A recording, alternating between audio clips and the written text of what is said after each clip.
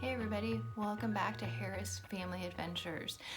If you can hear it, I have a cold. I've taken 2 COVID tests. They're both negative. I think it's just a cold, but here we are. We're gonna power through. I need to get these started. I need to start filming them because there's so much to say. So this is just gonna be part 1. There's gonna be a lot of parts, so subscribe if you like it. This is just going to be traveling from Lincoln, Nebraska to Venice, Italy. So this is just travel day. We left on a Friday. So this is and then we got there Saturday morning. So here we go. The Lincoln Airport normally has 4 gates total. Yep, we're the capital city. We have 4 gates total, but we have construction going on. So there are 2 gates total. So we stood in line behind one person to check in for our United flight to Chicago. Our flight was at, I think it was like 11 in the morning. Let me see if I wrote down. No. But we got there nice and early. I had taken a letter notarized from Justin that I could take Reese out of the country. Justin's my husband. Reese is our 10-year-old.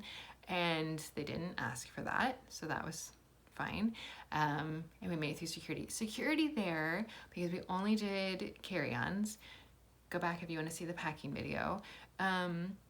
So we had 2 quart-sized Ziploc bags with our liquids in them, and most of the liquids are mine. I am an adult woman. I have a lot more skincare and hair care needs than my 10-year-old son, but we kind of just put them all in the things. You know, at security, they're always like rushing you, and there's literally no one behind us, so I don't know what the rush was. But then they were like, so wait, there's 2 bags? And I was like, oh yeah, 1 for each of us. And she goes, a lot of this stuff looks like yours.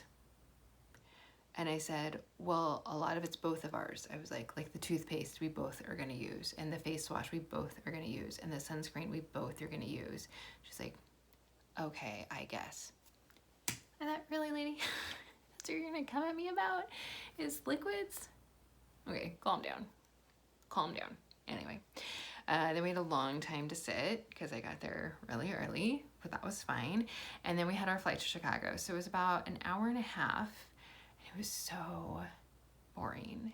I am pretty sure they had said personal device entertainment would be available. No, it was not. So I was just sitting there. When was the last time we just sat there? So, yeah, I think Reese, he was fine. I kept complaining about it, and he was like, no, he hadn't flown in 4 years, and the excitement was enough for him to kind of power through. But I just kept checking my phone, like trying to connect to their Wi-Fi and trying to open their app to look at entertainment, and it just wasn't happening. So that was a bummer. We did get a snack. I think it was pretzels, and we did get a drink, so that was nice. And then we flew from Orlando to Toronto. And I was really, not Orlando. O'Hare. I don't know why I said Orlando. Chicago. We flew from Chicago to Toronto. Sorry, guys. Maybe this cold has gotten to my head. I was really worried about that layover because we were only supposed to have 40 minutes between our flight landing and our other flight taking off, and that flight ended up being delayed just by like 20 minutes, which was fine, and we got in on time, and so we ended up having an hour, and the gates were pretty close to each other. We did have to, we couldn't take our roller bags onto the plane, so we had to wait, and they had to deliver them to us, but we made it just fine. Reese even had time. We got him a pizza because he's like, I think I'm having motion sickness on the first plane, and then I was like, well, have you eaten today? He's not a big breakfast kid. And he was like, no. So we got him an Uno pizza, and he ate the whole thing, and then he felt much better. So he was just hungry. And we got on our next flight. So that one was also about an hour and a half. The personal device entertainment was working, which is really nice because it meant that, I'm trying to think. I think we both used my phone and watched something. I have the wireless headphones, so he could have one in his ear and I could have one in mine. I think we tried to connect his laptop. I just don't know if that ever worked. Maybe it did. I don't remember. Sorry, guys. We only got a drink. We didn't get a snack on that one. And then as we were landing in Toronto, they said you have to have a mask on getting off the plane. Okay, so going back to masks. I had decided to wear a mask just like for Mexico. So if you want to see when Justin and I went to Mexico last month, you can go back and find, maybe I'll put a playlist up here. Somebody that I trust in our community who has medical knowledge, he's a physician, he had said that he always wore masks in airports and in airplanes until they were at cruising altitude, and then at cruising altitude, the air changeover happens enough that he felt comfortable taking it off. So that was kind of the rule of thumb that I followed as well. So they said, anyway, getting off, you have to have a mask on. We're like, oh, okay, not a big deal. We have the KN95s, not a big deal. So we flew Air Canada then, and Air Canada, you had to have your mask the whole time. But before we got on that plane, story time, we had about 4 hours, I think. I didn't write that down. The Toronto airport, I didn't know anything about it. I just assumed it was just a regular airport. And it was bananas. It was crazy hot. There were so many people, and again, we had some time, so I kind of planned on maybe like picking up some food there. The food court area was nuts. Like, all of the food places were crazy. The gates are not well organized, so I mean, we were getting on a pretty big plane and the gate was not big. This seemed to be the case for a lot of the gates, and so people are lining up, and they're lining up into like the walk areas. Then there was a Tim Hortons by our gate, and that line was so long and so slow. And I get it, like there's staffing shortages, and I get all of those types of things. Then as we were sitting in there, I did Google like Toronto airport, and it came up as it is apparently known for just being a hot mess. A hot mess. Like, it's just kind of known. And also that day there was some kind of like, there's a major internet provider from what I could understand, and that service had gone down, so people weren't able to use the cards that they were typically using. Some of the airport's computer systems were not working correctly. So as I understand it now, Toronto airport is always a hot mess, and then everything was escalated on that day. So again, this was Friday, July 8th, and it was just awful. It was just awful. And people started lining up for our flight. And so then we thought, okay, well, we'll get in line too. And we just stood there and stood there and stood there. And again, if you watch Mexico, you know, I'm not great with heat. My body just doesn't respond well to heat. And so standing is not good. And it was such a terrible thing. Unless I have like a free flight, I will do everything in my power to avoid. I will not pay for a flight that goes through Toronto.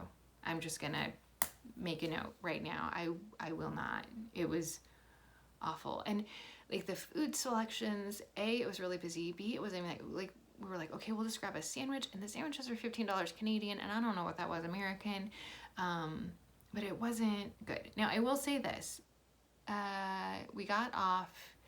We kind of tried to follow the signs, and then we got to the top of an escalator, and it said US flights this way and international flights this way, but no one was going. Like a hallway just full of hordes of people were going the other way. And so we started going that way. And I was like, Reese, I really think, I mean, we have an international flight. Like, I really think we need to go the other way, but nobody was going. And I said, we have lots of time. If we need to turn around, we can. So then there were these kiosks, and we just put our passport in, and it printed out a little ticket, and I saved it. I still have it. And then the guy, he was just standing at the door, and he made sure we had an international flight. He didn't make sure we had the ticket. He didn't see our passports, and he was like, okay, you're good to go, and let us through. So that was good, because it was really fast, but it was strange. I don't understand that. So yeah, it was just, the whole thing was just really confusing and really hot and really frustrating. Then we got on our flight, and our flight to Venice was about 8.5 hours long. We did take off probably 45 minutes late, but I'm pretty sure we landed right about on time, maybe 10 minutes late, so it wasn't a big deal. And that's, people were saying, oh, are you so worried about the flight situation? And I was like, okay, but when they report on the number of delayed flights, like, if it's delayed by 30 minutes or less, and even if it's delayed 45 minutes, if that means you land 10 minutes late, like that's not a big deal. So I think sometimes those numbers can be misleading. And I think it had calmed down a little bit by the time we flew. So anyway, yeah, Toronto is nuts. I'm looking at my notes to see if I got everything. Toronto is nuts. We did have to wear masks the entire time on the flight. Which I kind of was like, yeah, and I'm super like pro mask. Like again, I have a tickle in my throat. I've taken 2 COVID tests. Like I'm very careful about that kind of stuff. But I was like, really, the whole time?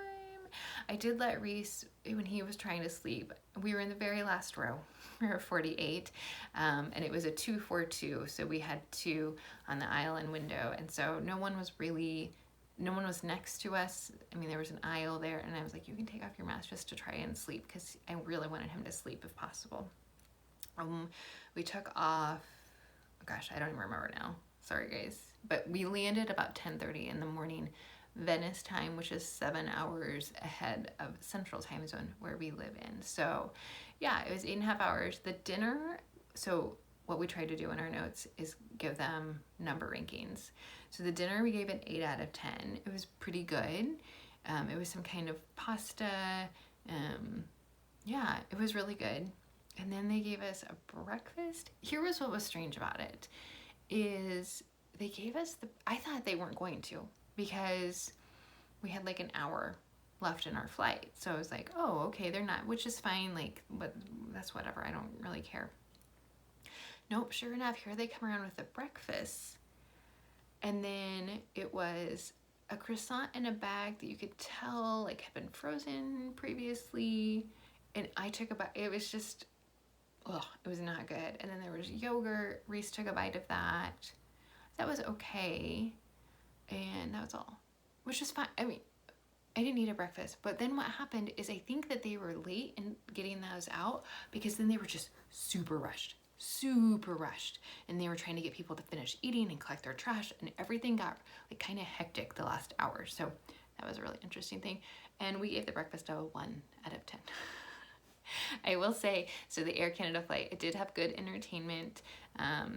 They're partners with United. So I had booked everything through United. So they're partners with United. They had a lot of the same movies and TV shows that United provided. I did like this. We didn't have this on the coming back long flight.